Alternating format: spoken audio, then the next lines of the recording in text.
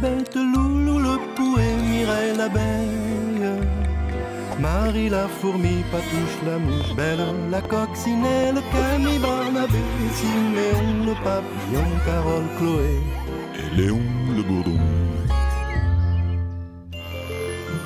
Benjamin le lutin. Les pouvoirs d'un nain de jardin. Toute la nuit, un grand vent d'automne avait soufflé sur le jardin, secouant violemment les branches du grand marronnier juste au-dessus du jardin de Mireille l'abeille. Un vrai miracle qu'aucun marron ne soit tombé sur mon toit. Et comment je fais pour déblayer tout ça, moi, maintenant? Mireille ne supportait pas le désordre. Elle fut si contrariée qu'elle en oublia totalement l'invitation à goûter lancée la veille à Benjamin. Mais la proposition n'était pas tombée dans l'oreille d'un sourd. Oh, il va sûrement y avoir du gâteau au miel.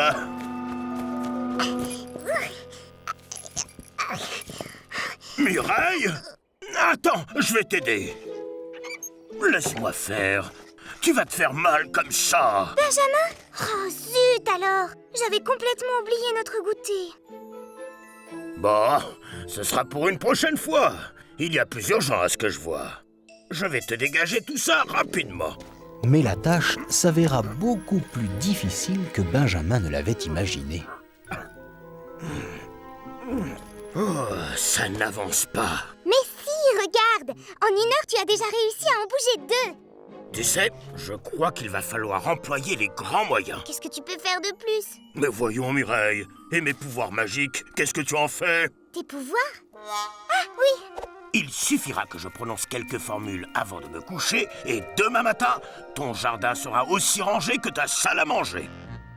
En tout cas, merci d'être passé. Voilà un peu de gâteau au miel pour la peine. Oh, c'est gentil! Et surtout, ne t'en fais pas. Dès les premiers rayons du soleil... Ta magie aura tout arrangé. Oui, je te remercie. Mireille savait que Benjamin n'était pas un vrai lutin, mais un simple nain de jardin. Le problème, c'était que lui semblait persuadé du contraire. Il doit bien exister une solution plus sérieuse. Marie la fourmi adorait se rendre utile. Alors Mireille avait eu la bonne idée de lui demander de l'aide. Sauf qu'après 3 jours de travaux à la fourmilière, Marie n'était pas au mieux de sa forme. Normalement, je porte toute seule des choses 7 fois plus lourdes que moi, mais ce soir... Tu sais, Benjamin aussi avait un peu de mal. Dis donc, c'est vrai ce qu'on dit sur lui? Quoi? Ben, que c'est juste un nain pour décorer, pas un vrai lutin. Oui, et le problème, c'est qu'il croit qu'avec sa magie, tous ces marrons seront rangés demain matin, comme par enchantement. Mais c'est terrible! S'il découvre qu'il n'a aucun pouvoir... Oh là là, t'as raison, il s'en remettrait jamais. Ça n'arrivera pas. On y passera la nuit s'il le faut. Bortabalakata, Bortakalalapi, Pishtalakata, Ouakala patata. Je veux qu'à l'aube, tous les marrons se retrouvent alignés en rang d'oignons.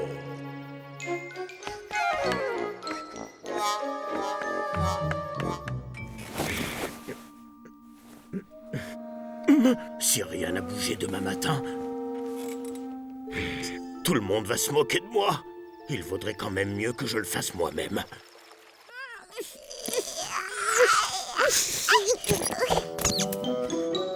Mais qu'est-ce que vous faites encore dehors à cette heure? Eh bien... voilà, Benjamin. On prend le frais. Mais il fait un froid de canard. Bah, moi, je trouve pas. Tu es peut-être souffrant. Moi, Tu devrais rentrer prendre ta température. jamais été malade de ma vie. Mais au fait, Benjamin, qu'est-ce que tu viens faire ici, toi, au beau milieu de la nuit? Et sans ton bonnet? Eh bien, je venais justement m'occuper de déblayer de prononcer la formule magique. Ça marche souvent mieux quand on le fait sur place. Vraiment? Il est tard. Allez donc vous coucher, je m'occupe de tout. Tu sais, j'ai toujours rêvé d'assister à ça. C'est vrai? Tu t'intéresses à ma magie? Bartabaplé, Bartabaplon, je veux qu'à l'aube, tous les marrons se retrouvent alignés en rang d'oignons. Mais alors, c'est vrai que t'es un vrai lutin? Mais bien entendu, pourquoi? Et bien maintenant, tu peux tranquillement aller te recoucher, Benjamin. Oui, il n'y a plus qu'à attendre et espérer que tout soit rentré dans l'ordre demain matin. Il a dit en randonnion. C'est malin. On les a mis en pyramide. Va falloir tout redéfaire maintenant. Plus besoin de s'en occuper. T'as entendu ces paroles magiques? Qu'est-ce que tu peux être naïve, ma pauvre Marie? Je t'assure que si on ne s'y remet pas immédiatement, rien n'aura bougé dans 10 ans. Barthe m'appelons, je veux qu'à l'aube, tous les marrons se retrouvent alignés en randonio. Bon, si avec tout ça, ça ne marche pas, je me taille la barbe. Au petit matin, l'abeille et la fourmi avaient enfin achevé l'énorme travail. Elles rentrèrent bien vite se coucher. J'en peux plus. Tout ça pour qu'un nain de jardin puisse continuer à se prendre pour un lutin. Oh non, je ne veux pas voir ça. C'est certain, les marrons n'auront pas bougé d'un pouce. Oh, par tous les poils de ma barbe, je suis un vrai sorcier.